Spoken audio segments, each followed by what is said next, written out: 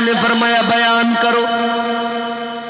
موت کا فرشتہ عرض کرتا ہے مولا ایک کشتی دریا کے اندر چل رہی ہے، آگے بڑھ رہی ہے، اس کشتی کے اندر سوار بیٹھے ہیں، ایک عورت بھی بیٹھی ہے جو حاملہ ہے، اس کے پیٹ میں بچہ ہے اور بچے کی ولادت کا وقت نزدیک ہے۔ موت کے فرشتے نے کہا یا اللہ، اچانک پھر دریا میں آیا طوفان، کشتی ہچکولے کھانے لگی،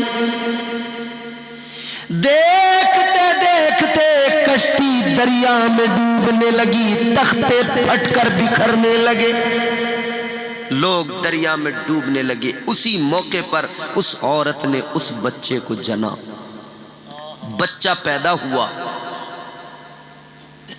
وہ عورت بھی ڈوب گئی، وہ لوگ بھی ڈوب گئے، وہ لوگ بھی غرق ہو گئے۔ یا اللہ میں نے دیکھا ایک کشتی کا تختہ ہے، ایک کشتی کا تختہ لکڑی کا پھٹا، اور وہ جو ابھی بچہ پیدا ہوا ہے وہ اس لکڑی کے تختے کے اوپر ہے، وہ تختہ دریا میں تیر رہا ہے۔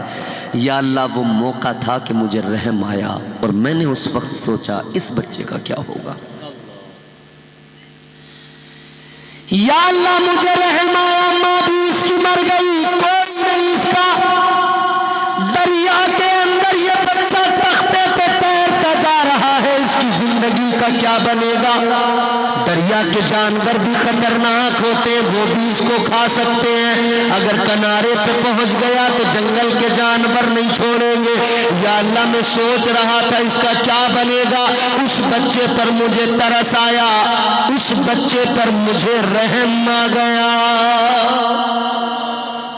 ایک موقع تو یہ ہے ماشاءاللہ۔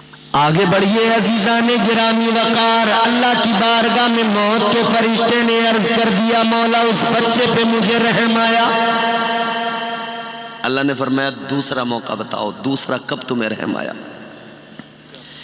ملک الموت اللہ کی بارگاہ میں عرض کرنے لگے مولا ایک بادشاہ تھا، بڑی دولت، بڑا خزانہ، بڑا مال، اس بادشاہ کو خیال آیا کہ میں اپنی جنت بناؤں، اس نے سارا ملک کا خزانہ لگا دیا، ساری دولت جنت بنانے میں لگا دی، سونے چاندی کی اینٹوں سے جنت کی دیواریں بنائی، محل بنائے، اس نے ساری دولت لگا دی، سارا خزانہ لگا دیا، دودھ کی نہریں بھی بہائی، شہد کی نہریں بھی اس کے اندر بنائی، سب کچھ کیا اس نے۔ وہ اپنی جنت بنانے میں مگن تھا، ایک ہی خواب تھا اس کا، میری جنت بن کے تیار ہو جائے۔ اس کے ملک کے اندر جتنی بھی خوبصورت حسین لڑکیاں تھیں سب کو اس نے لیا، عمدہ لباس، قیمتی مہنگے لباس پہنائے، اپنی جنت کے اندر رکھا، کہنے لگا یہ میری جنت کی حوریں ہیں، جتنے خوبصورت نئی عمر کے لڑکے تھے جوان، سب کو اس نے جو ہے عمدہ لباس پہنائے، اپنی جنت کے اندر رکھا، کہنے لگا یہ میری جنت کے غلمان ہے، ساری تیاریاں کرتا رہا، جنت بناتا رہا۔ جنت جب تیار ہوئی اب اسے پیغام مل گیا بادشاہ جنت تیار ہے، آ جائیے اپنی جنت کو دیکھنے کے لیے، آ جائیے اپنی جنت کو دیکھنے۔ اب بادشاہ بڑی شان و شوکت سے نکلا، بڑے خواب آنکھوں میں سجا کے نکلا، جنت کو دیکھنے جا رہا ہے۔ یار سوچو ذرا، آپ ایک چھوٹا سا مکان بنائے، اس مکان سے کتنا لگاؤ ہوتا ہے، اس نے تو پوری جنت بنا دی، سارا خزانہ لگا دیا، اسے کتنا لگاؤ رہا ہوگا۔ اللہ کی بارگاہ میں موت کا فرشتہ کہتا ہے یا اللہ جب وہ جنت کے دروازے پہ پہنچا، جب وہ اپنی جنت میں داخل ہونا چاہتا تھا تب مجھے تیرا حکم مل گیا، اس کی موت کا وقت آ گیا تھا، یا اللہ میں پہنچ گیا، وہ مجھ سے منتیں سماجتیں کرتا رہا کہ ایک بار بس جنت دیکھنے دوں پھر میری روح نکال لینا، لیکن میں نے اس کی ایک نہ سنی، روح قبض کر لی۔ کہتے ہیں یا اللہ ایک موقع وہ تھا جب مجھے اس پر رحم آیا تھا۔ یہ دو موقع ہیں جب مجھے رحم آیا، ایک موقع وہ تھا کہ وہ بچہ تھا، ایک موقع یہ تھا کہ یہ بادشاہ تھا۔ اللہ تعالیٰ نے فرمایا ملک الموت تمہیں دونوں بار ایک ہی آدمی پہ ترس آیا، دونوں بار ایک ہی آدمی پہ ترس آیا۔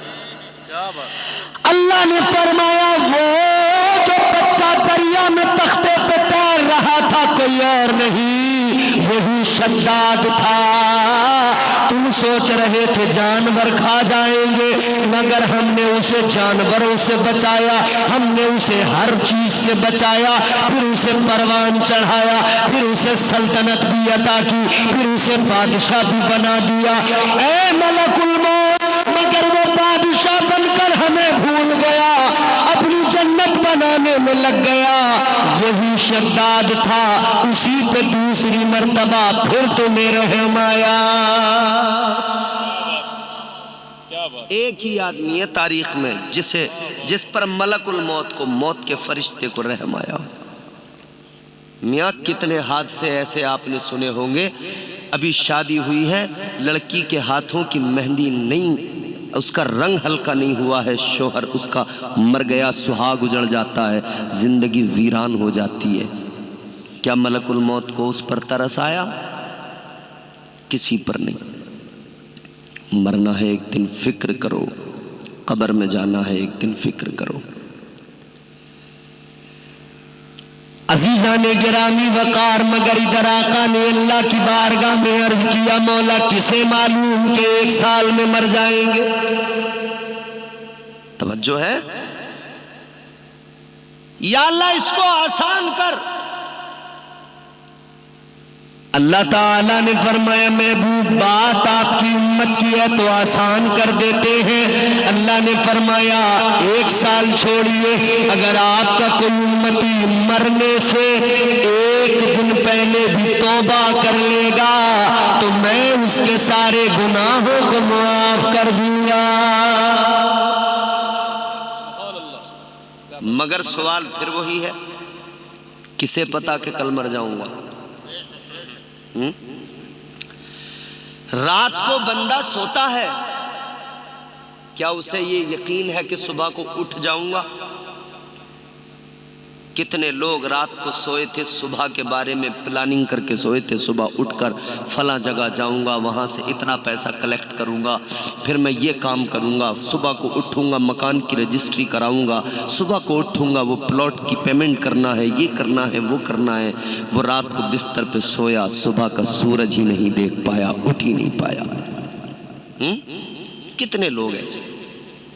یہ نیند کیا ہے؟ یہ علماء بیٹھے ہیں بتائیں گے آپ کو، یہ تائید کریں گے، میں عرض کرتا ہوں۔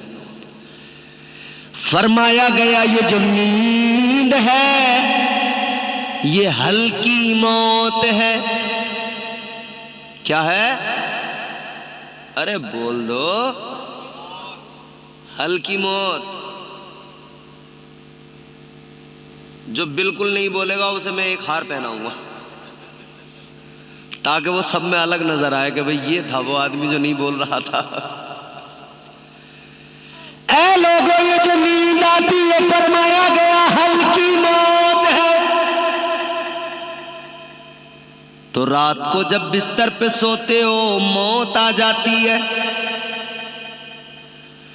جب صبح کو بستر سے اٹھا کرو تو اللہ کا شکر ادا کیا کرو اور یوں عرض کیا کرو مولا میں تو رات مر گیا تھا، یہ تیرا فضل ہے، تو نے مجھے پھر سے زندگی عطا فرمائی ہے۔ اس بھول میں مت رہو، پتہ نہیں کون سی رات ایسی آ جائے صبح کو اٹھ بھی نہیں پاؤ۔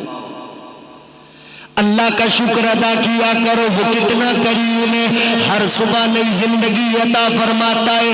تو بندے کو چاہیے ہر صبح بیدار ہو کر سب سے پہلے اپنے رب کا شکر ادا کرے۔ اسی لیے تو اللہ نے فجر کی نماز رکھی ہے کہ بندہ صبح کو اٹھے میرا شکر ادا کرے، تو انداز یہ ہو سجدے میں سر رکھے اور کہے سبحان ربی الاعلیٰ، اے اللہ واقعی تو سب سے بڑا ہے، میں مر گیا تھا، تو نے مجھے زندگی دے دی.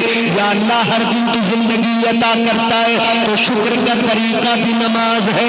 شکر زبان سے بھی ادا ہوتا ہے, شکر پیشانی سے بھی ادا ہوتا ہے, شکر اعمال سے بھی ادا ہوتا ہے, ہاتھوں سے بھی ادا ہوتا ہے, پیروں سے بھی ادا ہوتا ہے. تو ہر طرح سے بندے کو شکر گزار بننا چاہیے. پیشانی سے شکر ادا کرو گے, سجدوں میں سر جھکاؤ گے تو پیشانی کو سجدوں کا نور ملے گا, پیشانی چمک جائے گی. زبان سے شکر اس طرح ادا کرو, اللہ کا ذکر کرو, قرآن کی تلاوت کرو, تو پھر اسی لیے تو ہم کہتے ہیں ہو جائے گا چہرہ نورانی اور دل میں چمک آ جائے گی. ہو جائے گا چہرہ نورانی اور دل میں چمک آ جائے گی. تم روز کلام پاک پڑھو, سانسوں میں مہک آ جائے گی. مسجد سے بلاوا جب آئے سجدوں کے لیے تم چل دینا. مسجد سے بلاوا جب آئے سجدوں کے لیے تم چل دینا. اس حسن عمل سے ماتھے پر نورانی چمک آ جائے گی.